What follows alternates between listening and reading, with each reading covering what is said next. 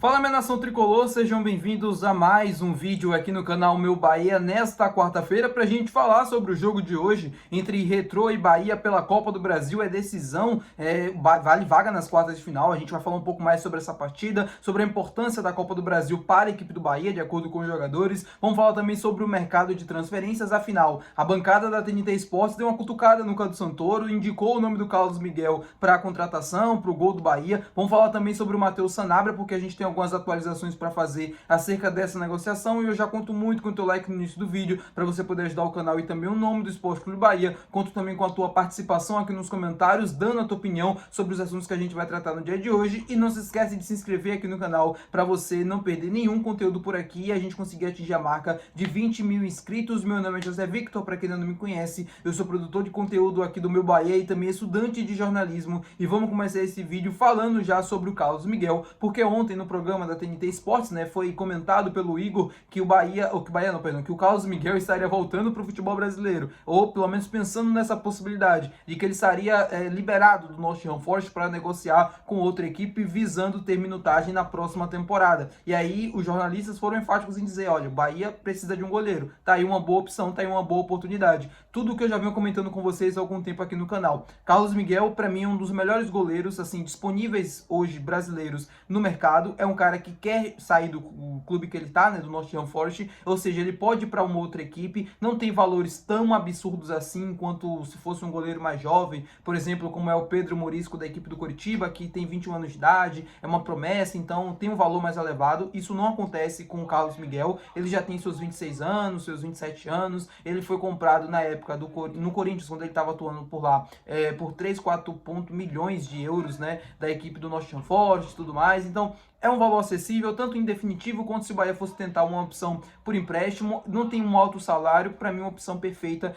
para que a gente consiga solucionar o problema do gol. O Bahia precisa de um goleiro e precisa também de um goleiro reserva, como muitos vêm comentando. Eu acho que o Marcos Felipe tem condição de ser o goleiro reserva, o Ronaldo o terceiro goleiro, o Danilo Fernandes provavelmente a última temporada dele no Bahia, e aí aguarda essa definição, porque o Bahia negocia com o Patrick Sequeira ainda, tenta a contratação do costarriquenho, mas devido a tantos insucessos, né, nas tentativas da negociação com o clube português, o Casa Pia, eu iria no Carlos Miguel, porque é um valor mais acessível, um jogador que está mais acessível no mercado e que poderia também ser uma opção muito interessante. Falar agora com vocês sobre um anúncio que o Bahia deve fazer nas próximas semanas de um novo uniforme, isso mesmo. O Bahia lançou recentemente aquela camisa, né, inspirada no filme do Super-Homem, e agora o Bahia, junto com a Puma, deve lançar mais um uniforme para a temporada de 2025. Esse seria o terceiro uniforme do Bahia na temporada. O Bahia soltou um vídeo nas redes sociais, mas não dá para ver muita coisa, apenas indicando de que vai ter um anúncio, né, nos próximos dias. Eu não sei quando vai ser esse anúncio, eu tentei até descobrir com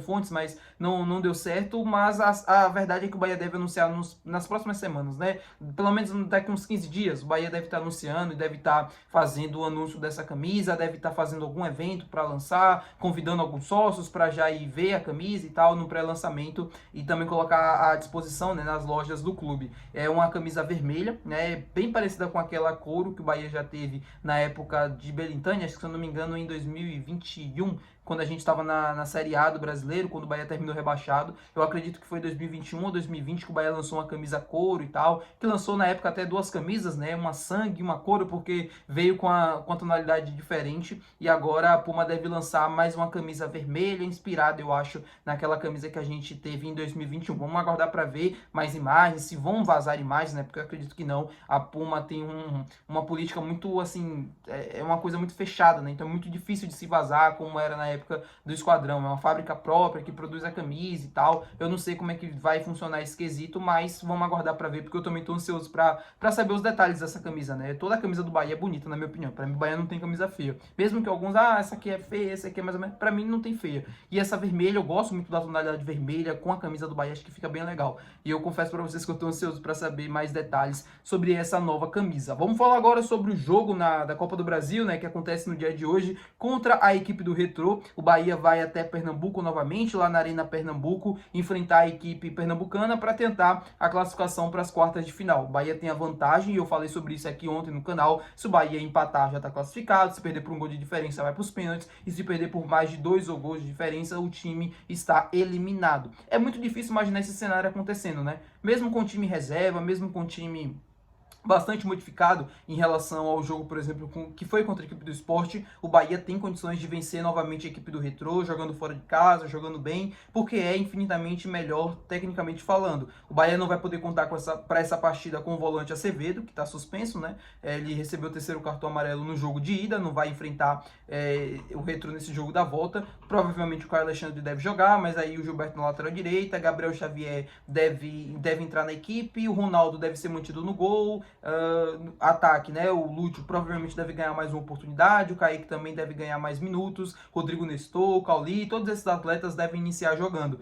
É um time bastante modificado, é um time que não vem agradando o torcedor, né, nos últimos jogos, só que se a gente olhar para esse time do Bahia, pela qualidade que tem, pelos jogadores que tem, mesmo em um momento mais em baixa, cara, pelo amor de Deus, se a gente não achar que o Bahia tem condições de vencer a equipe do Retrô jogando com um time alternativo, é como eu falei no dia de ontem, tá tudo errado. É um time que tem boas peças, é um time que tem boas opções para enfrentar a equipe do Retrô, não vem jogando futebol tão ruim assim como se parece às vezes. Parece que o Bahia tá na zona do rebaixamento, brigando para não cair no Brasileiro, eliminado de tudo e tá muito mal na temporada, quando na verdade não é isso. O time tem carências, o time tem problemas, baixou o rendimento nas últimas partidas, mas mesmo baixando o rendimento nas últimas partidas, o Bahia está invicto na Série A já há algum tempinho, não perde assim, há bastante tempo no Campeonato Brasileiro, perdeu esses jogos da Sul-Americana, isso chateou bastante o torcedor, mas falar que o Bahia está jogando futebol tão ruim assim, tão abaixo assim, que entrando com o time reserva não é capaz de vencer a equipe do Retrô, aí eu já não consigo concordar.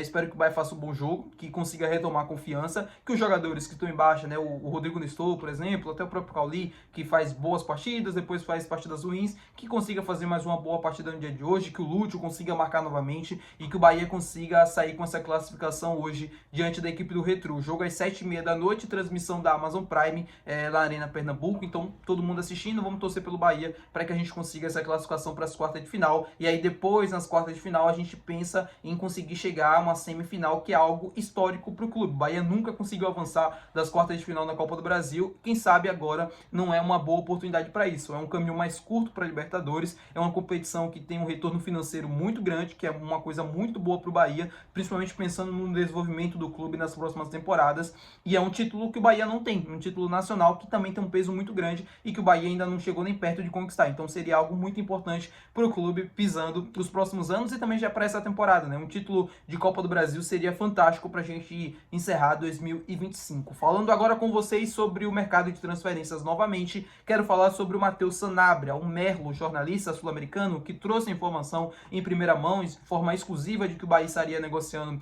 com um jogador argentino, trouxe mais detalhes da negociação e eu queria repercutir para vocês aqui, até um pouco também da minha apuração em relação a essa situação. Eu venho comentando com vocês nas últimas horas que o Bahia vem avançando nas negociações com o Matheus Sanabria. O All-In, que é o time, né, que tem os direitos do jogador, o presidente do All-In é irmão do presidente do Grupo City. Então, esse fator pode até ajudar um pouco na negociação, porque é uma negociação praticamente familiar. O Matheus Sanabria quer vir para o futebol brasileiro, informação do Merlo e também informação minha. Ele quer vir para o futebol brasileiro, ele quer jogar aqui no Brasil e especificamente ele quer jogar no Bahia, porque ele entende que aqui é uma boa oportunidade para o prosseguimento da carreira dele. Ele entende que aqui pode abrir outras portas para ele, pensando em futebol europeu e tudo mais, e é o que ele quer para a sequência da carreira dele. Ele já comunicou isso ao clube dele, ao All-In, que é dos Emirados Árabes Unidos, e a questão agora é o acordo entre o Bahia e o All-In. Por que o acordo? Porque o All-In, que é uma venda direta, prefere uma venda em definitivo e o Bahia prefere um contrato de empréstimo com opção de compra no final dele. Por que o Bahia prefere um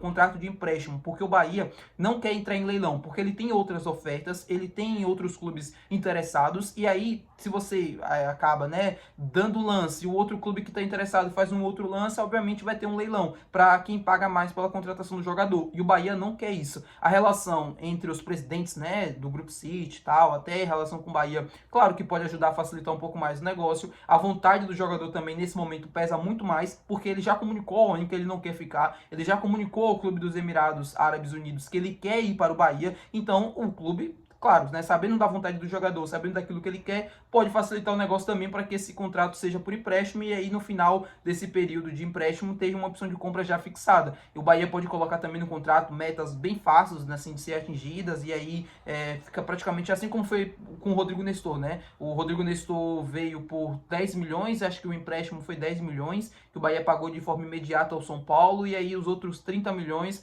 iam ser adquiridos. O Bahia adquiriu o Rodrigo Nestor caso ele atingisse metas. E essas metas estão bem próximas de ser atingidas. A mesma coisa pode acontecer também com o Matheus Sanabria. Ele vinha por empréstimo, com opção de compra já fixada, com bônus e metas e tal, bem fácil assim de ser atingido, e aí ele consiga atingir o mais rápido possível e seja adquirido em definitivo pelo Bahia posteriormente. Tá bom, meu povo? Muito obrigado por você ter assistido esse vídeo. Se você gostou, não esquece de deixar o teu gostei, que é muito importante. Não esquece de se inscrever no nosso canal. Até o próximo vídeo. Valeu, tchau!